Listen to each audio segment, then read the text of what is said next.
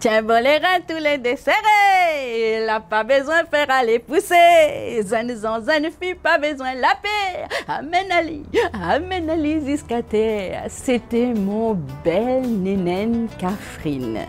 Nénène qui chante, Nénène qui danse, Nénène qui raconte. Nénène disait, il y avait un foie dans la ville de Foix. Monsieur le foie la mange son foie avec un petit grain de sel. Toujours un petit grain de sel. Après un petit grain piment, un petit bout de convava, un petit des feuilles caloupilées. Non. C'était inexorablement un petit grain de sel. Nénène, il disait criquet. Et toutes les bonnes enfants, coquiller au toit sans grand jupe, il disait craquer pour rendre dans le pays histoire. Dans le pays où sa coton maïs coule, galet il flotte. Alors, Timoun, Grand Moon, toute de Moon, criquet ça toute. Bonjour, José Virin. Alors, moi, je suis née à Théa-la-Même, côté Rivière-du-Mât, Léo Saint-André, Nana longtemps. Donc, comment, qui s'amilé et comment m'allait venue à raconter des histoires? Il est vrai que, comme il dit la célèbre bande dessinée, elle a tombé un peu dedans.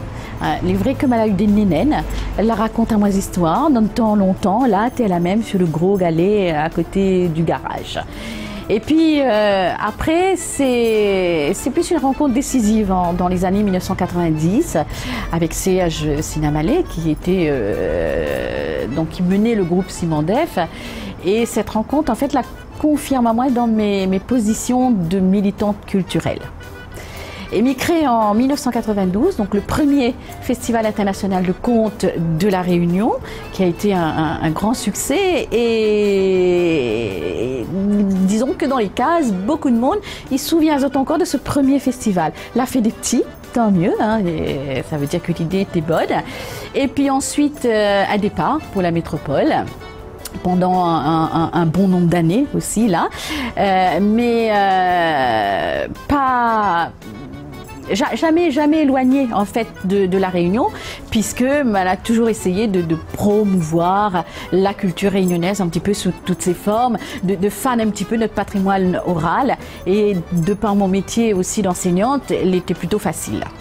Et puis de retour, retour aux sources, retour aux racines, retour à ma case, retour à mon gros galet, avec autant de passion, une passion qui est pas morte du tout, une passion toujours vivante, une passion du conte, une passion de notre culture, de notre patrimoine immatériel, Maloya, Sega, conte, et surtout envie de travailler pour laisser un héritage à nos petits-enfants, un héritage à la Réunion tout entière pour que demain, la Réunion, eh bien lui aussi, il a son patrimoine oral en l'air.